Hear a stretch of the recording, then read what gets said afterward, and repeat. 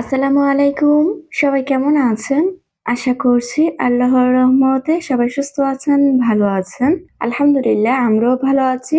আরো একটি নতুন ভিডিও দেখার জন্য আপনাদের সবাইকে আমন্ত্রণ জানাচ্ছি। আশা করছি আমার আজকে ভিডিওটি আপনাদের কাছে খুব ভালো লাগবে। ভিডিও শুরুতে সবার কাছে একটা লাইক চেয়ে নিচ্ছি। প্লিজ একটা লাইক দিয়ে পুরো ভিডিওটা কন্টিনিউ করবেন। সকালবেলা ঘুম থেকে ওঠার পর যখন রুমের দিকে তাকিয়েছি, তখন দেখে মনে হচ্ছে রুমটাকে দেখতে একদমই ভালো লাগছে না। তো কিভাবে কি করব সে ভাবনা চিন্তা ভাবনা করে কিছুক্ষণের ভিতরে যতগুলা আমার রুমের জিনিসপত্র ছিল সবগুলা জিনিসপত্র একটু এলোমেলো করে ফেলেছি। এলোমেলো করা হচ্ছে এই রুমেরটা ওই রুমে, ওই রুমেরটা এই রুমে এভাবে এনে হচ্ছে আমি আমার রুমটাকে আবার সুন্দর করে একটু নতুন লুক দেওয়ার চেষ্টা করেছি। তো এটাই আপনাদের সাথে শেয়ার করব যে কিভাবে আমার রুমটাকে আবার সুন্দরভাবে একটু গুছিয়ে নিয়েছি। আমি যে নতুন কোনো কিছু কিনে যে ডেকোরেশন করেছি তা কিন্তু না। তবে হ্যাঁ, আমার পুরোনো জিনিস দিয়ে আমি আমার রুমটাকে সুন্দরভাবে একটু আবার গুছিয়ে নিয়েছি। আমাদের ঘরের জিনিসপত্র একই রকম সবসময় দেখতে ভালো লাগে না। একটু যদি ডিফারেন্ট ভাবে চেঞ্জ করা যায় না? তো মনের মতো করে কিছুদিন পর যদি গুছিয়ে নিই তাহলে কিন্তু দেখতে খুবই ভালো লাগে। তো এখানে হচ্ছে আগে আমার প্লাস্টিকের ওয়ারড্রোবটা ছিল। তো সেখানে প্লাস্টিকের ওয়ারড্রোবটা নেওয়ার পর হচ্ছে আমি আমার প্লাইউডের ওয়ারড্রোবটা এখানে রেখে দিয়েছি। আর আমি হচ্ছে আজকে যেভাবে গুছিয়েছি সবগুলা প্লাইউড আমার একটা রুমের মধ্যে করেছি।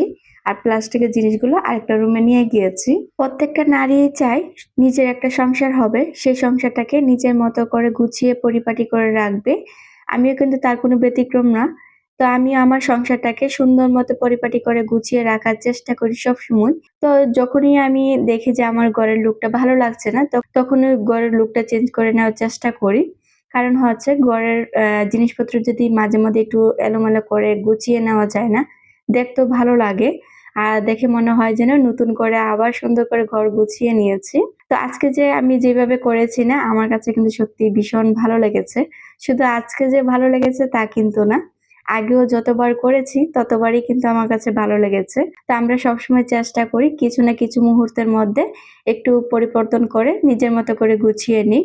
এই তো এখানে ছিল শুধু আমার ড্রেসিং টেবিলটা আর হচ্ছে প্লাস্টিকের ওয়ারড্রবটা। তো এই ২ টার পাশেই হচ্ছে আমি ২ টা প্লাইউডে রেখে দিয়েছি। একটা হচ্ছে শু ক্যাবিনেট আরেকটা হচ্ছে ওয়ারড্রব রেখে দিয়েছি। এটার উপরে একটা হচ্ছে আমি ফ্রেম দিয়ে দিয়েছি। আর এখানে হচ্ছে একটা ক্যামেরা ছিল। তো ক্যামেরাটা আমি এখানে ওপেন করে নিচ্ছি। এটা আগে ড্রেসিং টেবিলের উপরে ছিল। তো এখন যেহেতু ড্রেসিং টেবিলটা এখান থেকে নিয়ে নিয়েছি, তো এটার পাশে হচ্ছে আমি শু রেকের উপরে রেখে দিয়েছি। কারণ ড্রেসিং টেবিলের উপরে হচ্ছে কারেন্টের লাইন নেই। তাই এখানে রেখে দিয়েছি। এটার মধ্যে হচ্ছে আমার ছেলে সবসময় ওর বাবার সাথে কথা বলবে। বাবু প্রায় সময় হচ্ছে ক্যামেরার সামনে এসে ওর বাবাকে ডাকবে। তো তখন হচ্ছে আমি মোবাইল থেকে ফোন দিয়ে বলি যে ক্যামেরাতে ডাক দেওয়ার জন্য। তারপর হচ্ছে আপনাদের ভাইয়া ক্যামেরাতে এসে বাবুকে ডাক দেবে। তো সে এই ডাক শুনে কিন্তু অনেকটাই আনন্দ পায়। ওই বাবা ছেলের কথা আরকি। তো বাচ্চারা কিন্তু এমনিতেও বাবাদের সাথে একটু বেশি মিশে। তো তারা তো বাবাদেরকে কাছে পায় না। তো সেটা কিন্তু আসলে খুবই খারাপ। কারণ বাচ্চারা বাবাদের সাথে বেশি খেলাধুলা করতে পারে, ঘুরতে যেতে পারে। সেটা তো মায়েদের সাথে চুপ করতে পারে না। মায়েরা সংসার নিয়ে ব্যস্ত থাকি। তো বাচ্চাদেরকে আর সংসার থেকে কখন আর বের করে ঘুরতে নিয়ে যাবো। আর আমরা মেয়েরা তেমন তো ঘোরার মতো জায়গা নেই। তো তাই কোথাও যাওয়াও হয় না। এখানে হচ্ছে আমি আমার বেডটাকে গুছিয়ে নিয়েছি। বেডটাকেও কিন্তু একটু অন্যরকম ভাবে রেখে দিয়েছি। আপনারা দেখেই বুঝতে পারবেন।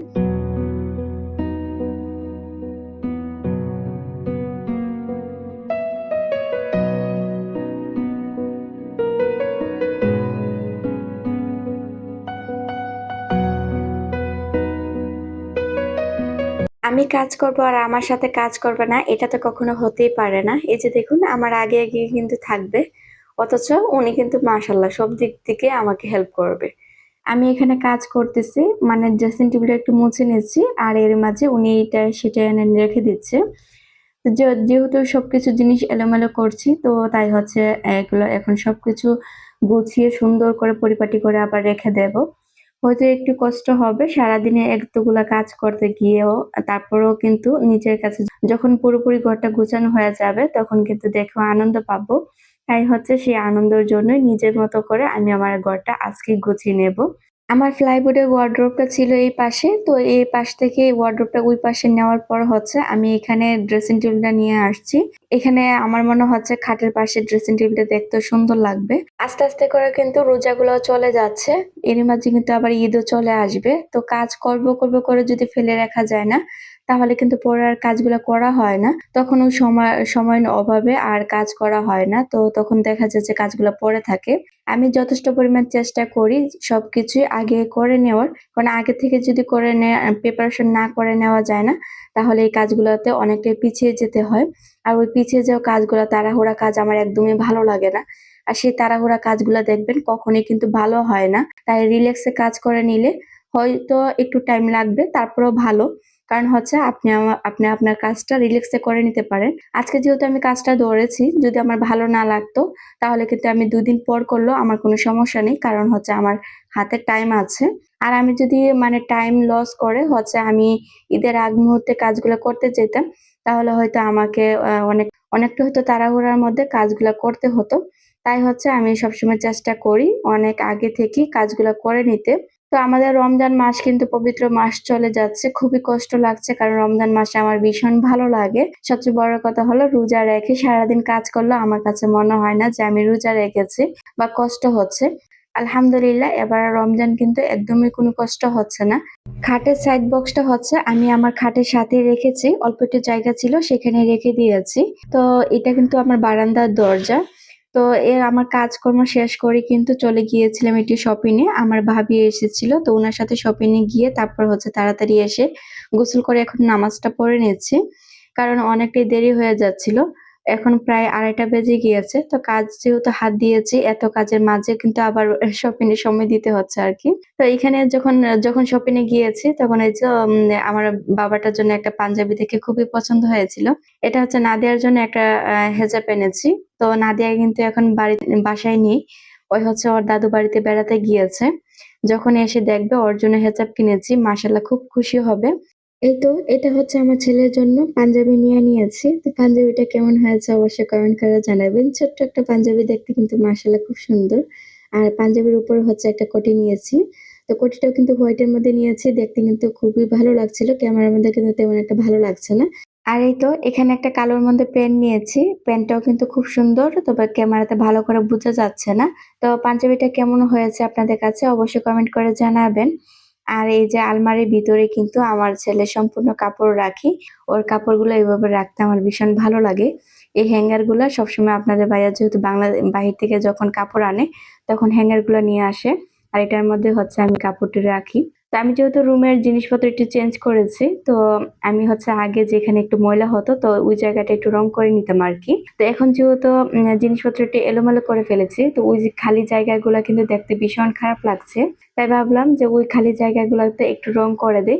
আর আমি যেহেতু ভিডিও করি তো খালি জায়গাগুলো দেখতে শুধু ভিডিওর জন্য না এমনিতেও কিন্তু দেখতে ভীষণ খারাপ লাগছিল। তো যদি এখন রং করে দিই ভালো লাগবে। আপনারা দেখেই বুঝতে পারতেছেন যে জায়গাটা দেখতে কেমন লাগছে।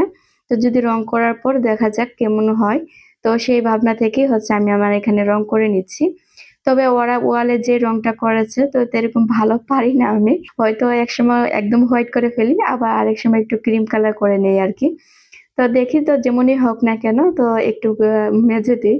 যেহেতু ভাড়া বাসা তেমন কিছু কিন্তু করতে পারি না। মন মতো করে কোনো কিছু করা যায় না। নিজের বাসা হলে পুরো রুমই হচ্ছে রং করে ফেলতাম। তো যাই হোক যতটুকু মানে ময়লা দেখা যায় বা যতটুকু রং নাই তো সেটুকু জায়গার মধ্যে একটু রং করে নিচ্ছি। যতদিন থাকি এভাবে চলতে পারবো আরকি। মার্জিয়া ইসলাম আইডি থেকে একজন আপু কমেন্ট করেছে, "আপু তুমি সেহরির পর কখন ঘুমাও জানাবে?" সত্যি আপু সেহরির পর কখন ঘুমাই আমি নিজেও বলতে পারি না। কারণ অনেক সময় একদম তো ঘুমাইই না।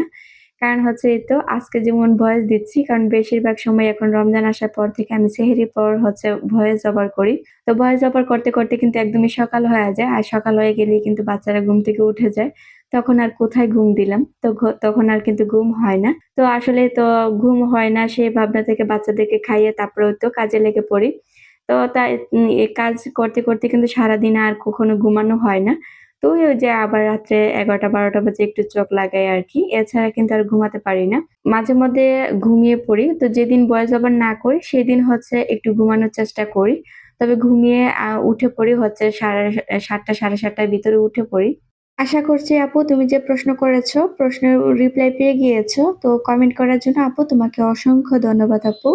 বাংলাদেশী ব্লগার লিপি আইডি থেকে আমার এক প্রিয় আপু কমেন্ট করেছে, "আপু তোমার ব্যাগটা অনেক সুন্দর হয়েছে। ভাইয়ের পাঞ্জাবি মাশাআল্লাহ। মিষ্টি, মিষ্টি আপুদের কমেন্ট পড়লে অনেক সুন্দর ইফতারি আয়োজন করেছো আপু। খুব ভালো লাগলো।"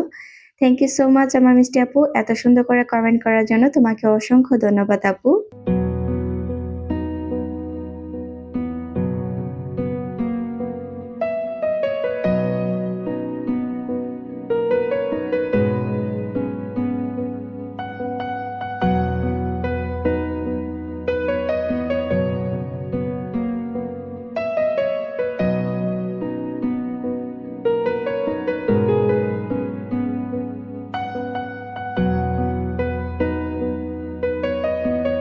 পুরো রুমটাই গোছানো শেষ। আপনাদের মাঝে কিন্তু দেখিয়েও দিলাম। তো আপনাদের কাছে কেমন লেগেছে অবশ্যই কমেন্ট করে জানাবেন।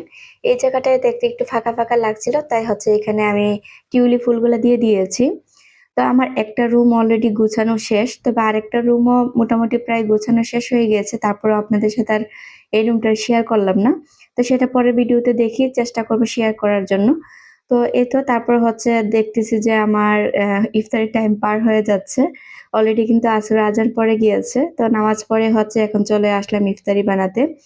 তো এখন ইফতারি কিছু বানিয়ে নেব। আজকে তেমন বেশি কোনো কিছু করব না। এমনিতেই অনেকটা টায়ার্ড কারণ হচ্ছে অনেক কাজ করেছি।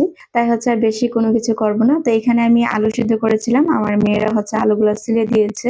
আর সেগুলো থেকে হচ্ছে আমি আলুর চপের কিছু বানিয়ে নিয়েছি। এগুলো হচ্ছে পরে ঠান্ডা হওয়ার পর বক্সে ভরে রেখে দেব।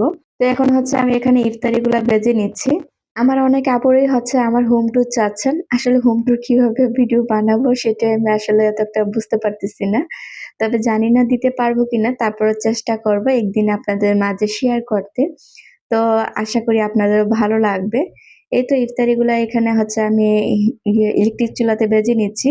আর এই পাশে হচ্ছে গ্যাসের মধ্যে হচ্ছে আমি বুট ভাজিটা করে নিচ্ছি।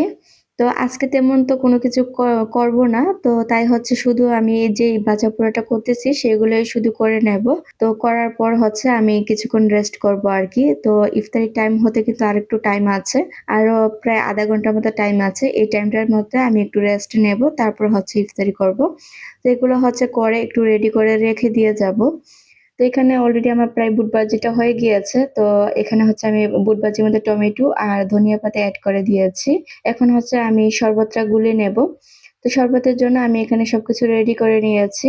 তো আমার ভিডিওটা দেখে আপনাদের কাছে কেমন লাগলো অবশ্যই কমেন্ট করে জানাবেন। আর হ্যাঁ, লাইকের কথা কিন্তু কাউকেই বলিনি আমি। আমি জানি না আমার আপুরা লাইক দিবে কিনা। তারপরেও আমি আপুদের কাছে কিন্তু আশা করছি আপুরা একটা লাইক দিয়ে পুরো ভিডিওটা কন্টিনিউ করবেন। আর আমার চ্যানেলে যদি কেউ নতুন হয়ে থাকেন চাইলে আমার চ্যানেলটি সাবস্ক্রাইব করে রাখতে পারেন। পাশে থাকা বেল অল অপশনে ক্লিক করে রাখবেন। এতে করে আমি যখনই ভিডিও ছাড়বো সাথে, সাথে নোটিফিকেশন পেয়ে যাবেন। আর আপনি যদি এই কাজটা আরো আগে করে থাকেন তাহলে আপনাকে অসংখ্য ধন্যবাদ। তো আজকের মতো ভিডিও এখানে শেষ করে দেই। সবাই ভালো থাকবেন, সুস্থ থাকবেন। আল্লাহ হাফেজ। আসসালামু আলাইকুম।